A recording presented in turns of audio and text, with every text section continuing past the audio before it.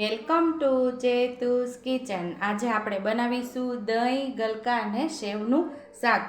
તો અહીંયા આપણે 250 ગ્રામ જેટલા ગલકા લઈ લીધા છે અને અહીંયા 1 વાટકી આપણે દહીં લીધેલું છે અને 1 વાટકી જેટલી આપણે ફરસાણની સેવ લીધેલી છે અને અહીંયા આપણે લસણવાળી ચટણી ખાંડેલી તૈયાર લીધી છે। એને 8 થી 10 કળી લઈને 1 ચમચી લાલ મરચું પાવડર ઉમેરી અને આપણે લસણવાળી ચટણી તૈયાર કરેલી છે। લીલા ધાણા અને 2 ચમચી જેટલી ખાંડ, કારણ કે અહીંયા દહીં લીધેલું છે એટલે ગળપણ માટે આપણે ખાંડ લીધેલી છે। બાકી મસાલાની અંદરથી જે મસાલાની જરૂર પડશે એનો આપણે ઉપયોગ કરશું। તો ચાલો શાક બનાવવાની શરૂઆત કરશું। તો અહીંયા આપણે ગલકાને બધાને છોલી લેશું અને પછી આપણે એને સુધારી લઈશું। તો ગલકાને આપણે સરસ છોલી લીધા છે અને હવે આપણે ગોળ ગોળ રાઉન્ડમાં આવી રીતે કટ કરીને પછી લાંબા લાંબા ચીરીમાં આપણે કટ કરવાના છે, એટલે કે સુધારી લેશું આપણે આવી રીતે। તો હવે આપણે લાંબી લાંબી ચીરુમાં આપણે આને સુધારશું આવી રીતે। આવી રીતે આપણે બધા ગલકાને સુધારી લેવાના છે। તો અહીં આપણે ગેસ ચાલુ કરી અને કઢાઈ રાખી અને એમાં 1.5 ચમચા જેટલું તેલ ગરમ થવા રાખી દીધું છે। તો તેલને આપણે સરસ ગરમ કરી લેવાનું છે।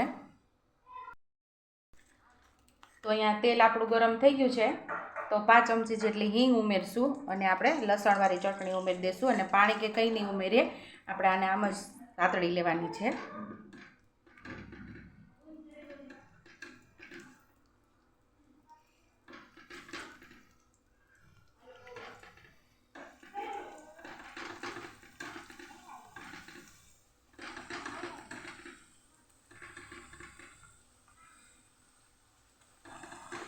આવી રીતે ચટણી સાતળવાથી એકદમ મસ્ત એવો આપણો શાકનો સ્વાદ આવે છે।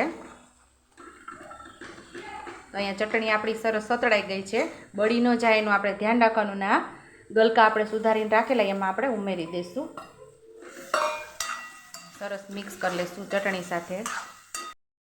મસાલાથી કોટ થઈ જાય ત્યાં સુધી આપણે એને સાતળવાના છે।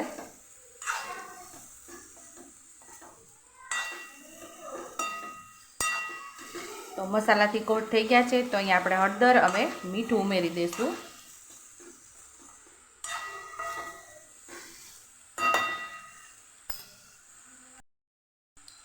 અહીંયા આપણે અડધી ચમચી જેટલી હળદર ઉમેરશું, 1 ચમચી જેટલું ધાણા જીરું પાવડર ઉમેરશું, સ્વાદ મુજબ આપણે મીઠું ઉમેરી દઈશું। સરસ આપણે મસાલાને મિક્સ કરી લેવાના છે। તો આપણે આમ જ સાતળવાના છે, કારણ કે ગલકા જેમ જેમ સતળાશે એમ એ પાણી છોડશે।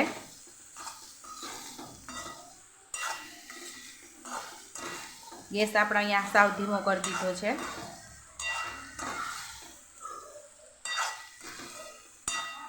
હવે આપણે એને ઢાંકણ ઢાંકી અને થવા દઈશું।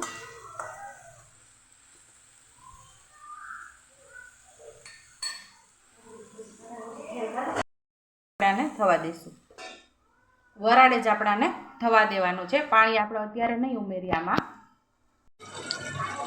તો અહીં આપણે 3 મિનિટથી શાક ચડે છે, આપણે ઓજે જ ચડાવીએ છીએ એટલે કે વરાળે ચડે છે। હવે આપણે એને જોઈ લઈશું।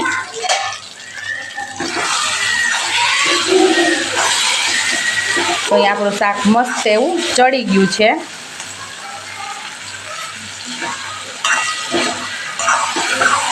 તો હવે અહીંયા થોડુંક પાણી આપણે ઉમેરશું।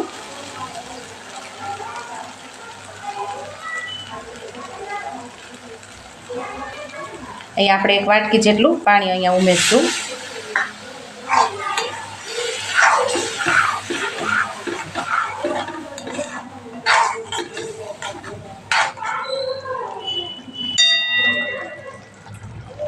અને અહીંયા આપણે જે દહીં લીધું એને આપણે ફેટી લેવાનું છે।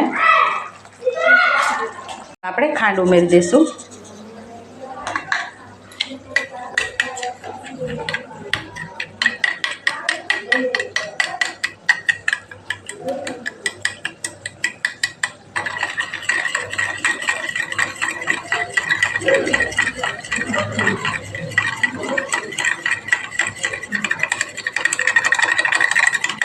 તો આ દહીં એકદમ સરસ આપણું ફેટાઈ ગયું છે, તો શાકની અંદર આપણે દહીંને ઉમેરી દઈશું।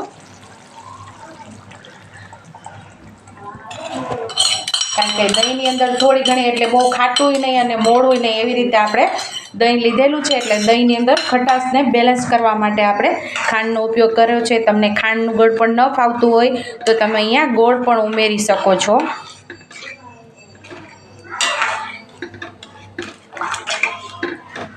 સરસ અહીંયા આપણું દહીં એકદમ મિક્સ થઈ ગયું છે અને ગેસ આપણો ચાલુ જ છે. અને અહીંયા હવે આપણે સેવને ઉમેરી દેવાની છે.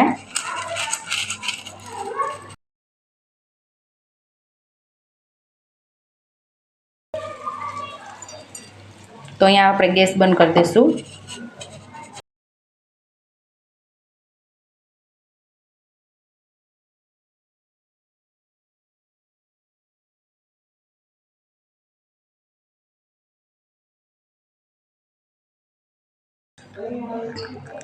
લીલા ધાણા પણ ઉમેરી દઈશું. સરસ મિક્સ કરી દઈશું. આ થોડીક સેવ બાકી છે એ પણ ઉમેરી દઈશું. અને હવે આ બધું આપણે મિક્સ કરી લઈશું અને શાકને આપણે સર્વ કરી લઈશું. તો તૈયાર છે અહીંયા આપણું દહીં ગલકાનું શાક. તો અહીંયા આપણું ટેસ્ટી એવું દહીં ગલકાનું શાક તૈયાર છે. તો ઉપરથી લીલા ધાણાથી આપણે ગાર્નિશ કરી દઈશું.